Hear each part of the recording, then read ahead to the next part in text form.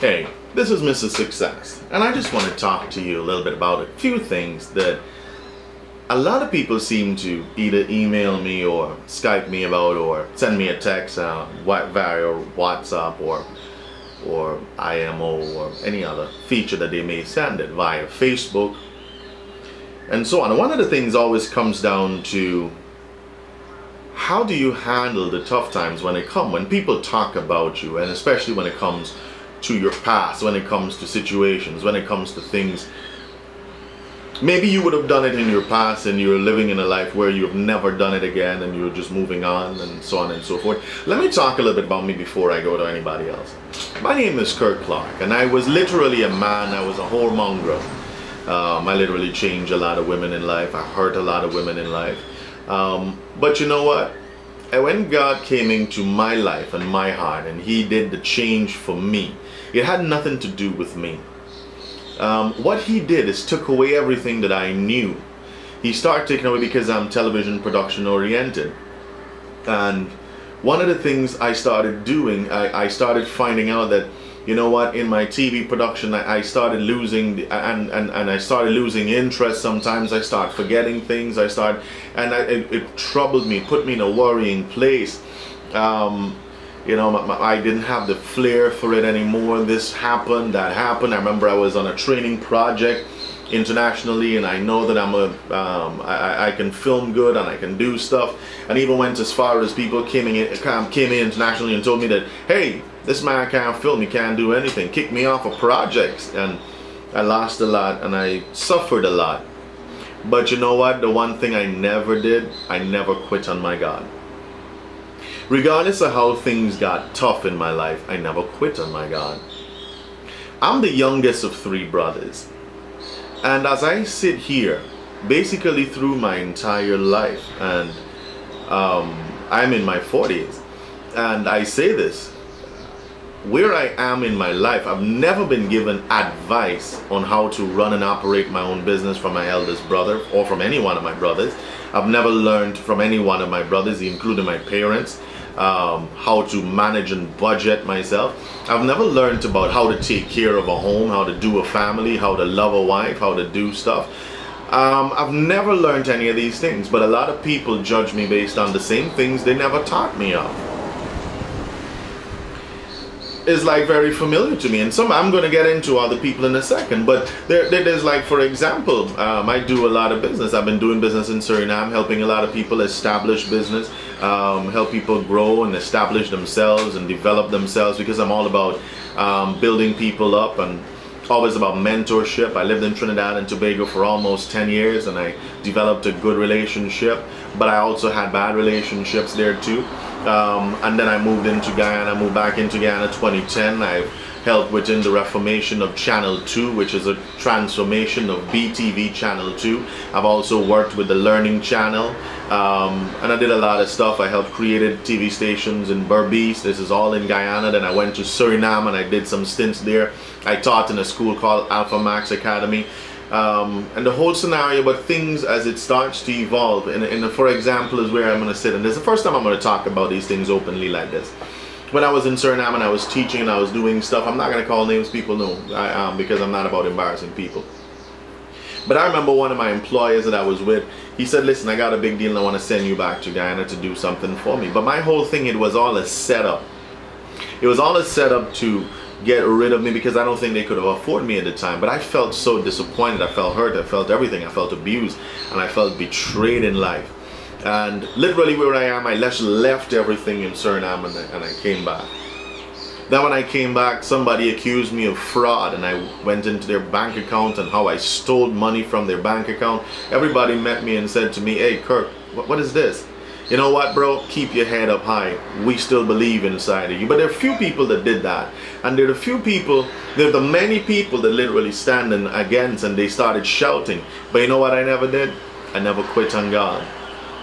And as I sit here and restoration starts to happen, and I went back into the church and I started doing things for God, guess what? The church rose up against me and stabbed me in the back. But guess what? I never give up on God. And we started doing stuff, and I started evolving, and I got things happening in my life. Made mistakes along the way. Get myself back up. Put myself back on the road. But guess what? People again rise up against. But I never give up on God. So whereas I sit here today, I sit and I ponder upon life, and I ponder and I look at people, and I look at how people suffer, and I look at how people punish, and I look at some of the hardship that people go through in life. And then I look at the church.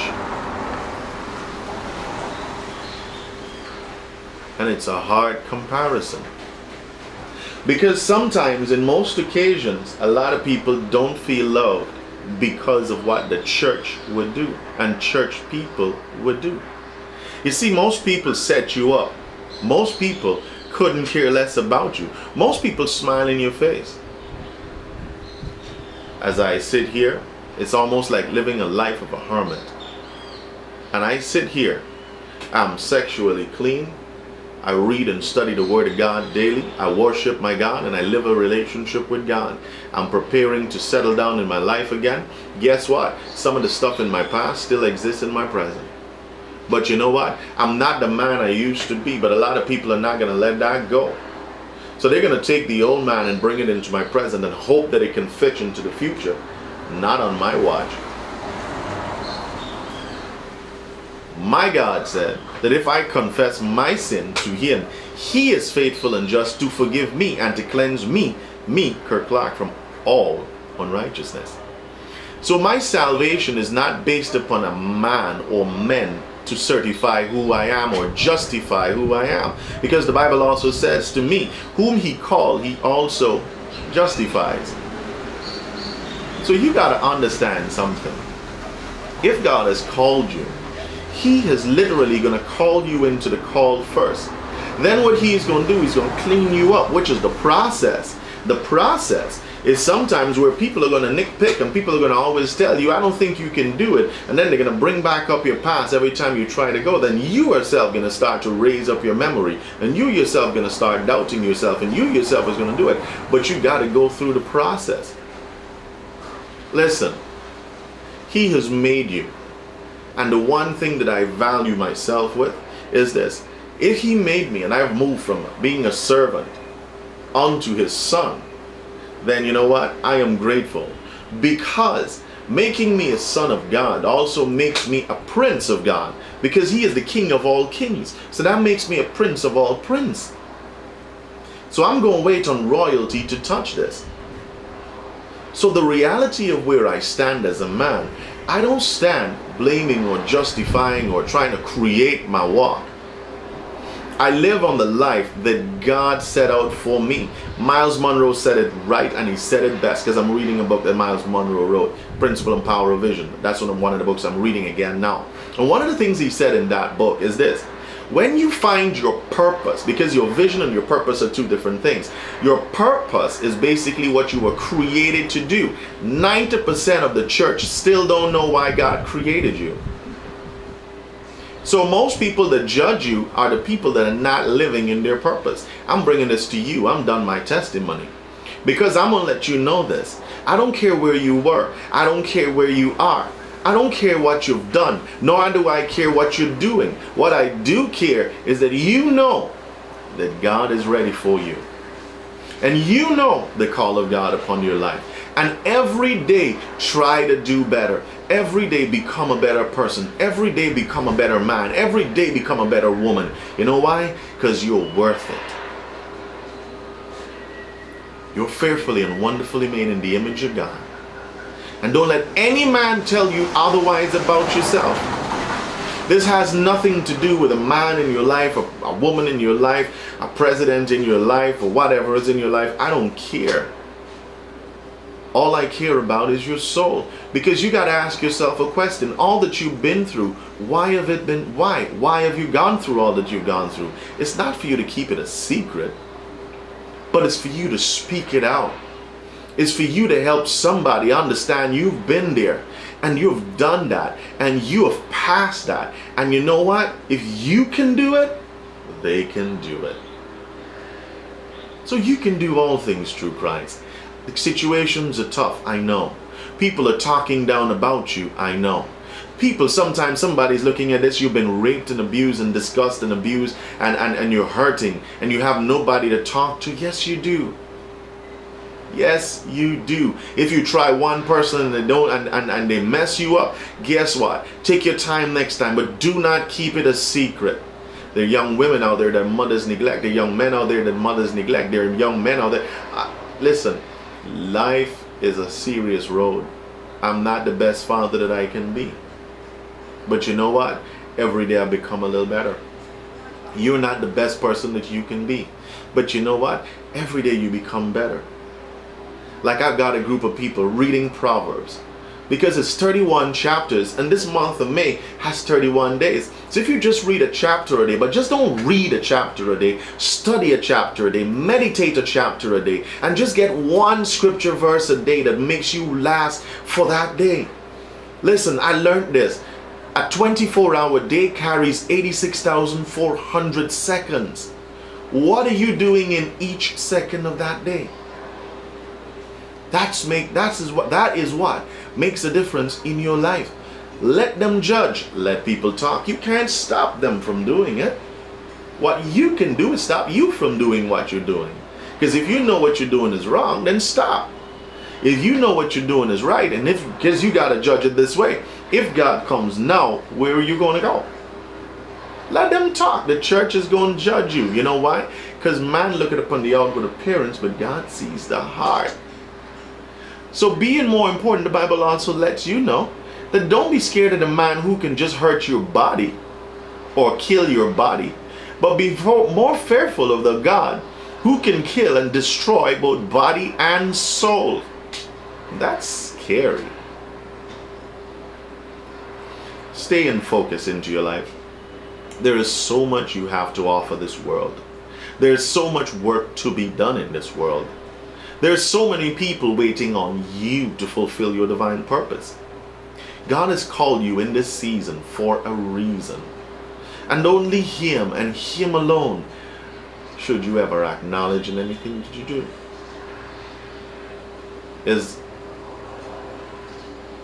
I read something on Facebook. I was going to date it, but I don't know. Somebody may play this after now. And I read somebody's comment and they said basically it sounds to me like they've now given their heart to God, and I know Him a little while. And I say to you, I typed up on his Facebook, congratulations and so on and so forth. But the one thing I always say, don't live according to people's rumors in your life. Live according to the conduct that God set for your life. Find your purpose. Find your purpose. Most times your purpose is linked to your passion. I'm going to do a message on it, and I'm going to put it up on Facebook, and I'm going to put it up on my YouTube channel. You can check it out. You can see where I am and what I'm doing. But the whole goal is this. How do you become better? The change you want to see in the world is the change that you've got to become yourself. Don't look for anybody else to change. You change. All the change you want to see happening around you, you change. And guarantee you'll see the world change for you. Because where I sit today is better than I ever was before. But guess what? A lot of people judge me based on where I sit. I don't care. Judge me. There are people who will like me. There are people who don't like me. I don't care. But I know for sure they're going to have to judge my past, not my present. They can definitely not walk into my future.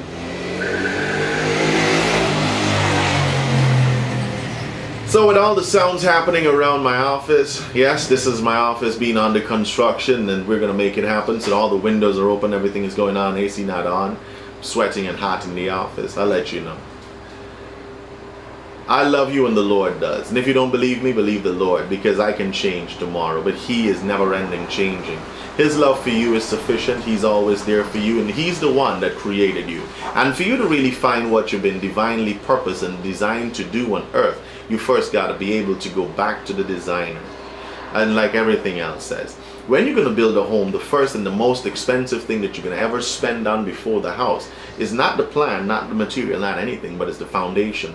Because as heavy as the foundation can bear, that's as high as your home can go. So you got to understand and see what ministry you're going to have. And the tougher sometimes the challenges, the bigger and the deeper the ministry is. Because when you start to climb to certain levels, we look at major ministries falling down because of sexual sin, falling down because of money, falling down because of lies, falling down because of deception. God God wants to create something awesome inside of you. So you know what? He's going to always get checkpoints to show you how you're going to be growing. And those checkpoints are going to bring people in your life to talk about you. And those are little checkpoints that you need to be able to have a little box and check. Oh, they're still talking about me and my sexuality. Is there something there that I need to deal with? So go back and check and see maybe the way you talk, maybe the way you text, maybe the way you look, maybe the way you're dealing, maybe the way something is going on. There may be something about your persona that still speaks in that language.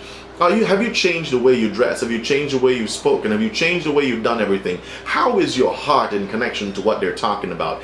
If there's anything that they're talking about from the past that is still present, then you got to be able to be careful with that.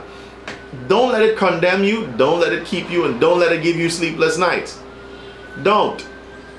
All you got to do is identify it, change it, and move on. Don't let nobody put no chains around your foot and tie you down and say, hey, you can't do this and you can't do that. You're sin, you're this, you're bad, you're... Hey, most of the people that point the fingers in you are scared of you.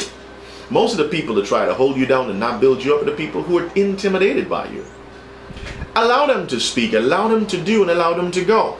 Because you know what? The same God is dealing with you is the same God that will deal with them. I don't fight my battles. The battle is not mine, said the Lord. Because if it was, then he couldn't get the glory. You got to understand where your life is heading. I love you and the Lord loves you too. And just stay focused on your life. You can subscribe to my YouTube channel. And of course, there's much more of this material coming out because we do trainings every single day. You want to make contact with me, you'd like to get involved in our counseling, you've got a church, you've got a body, you've got a business that you'd like some motivational speaking coming into you and your life and your people and the people that you deal with, give me a call and we can help you with that. Alright, but like everything else, I end my programs and I always say, stay focused.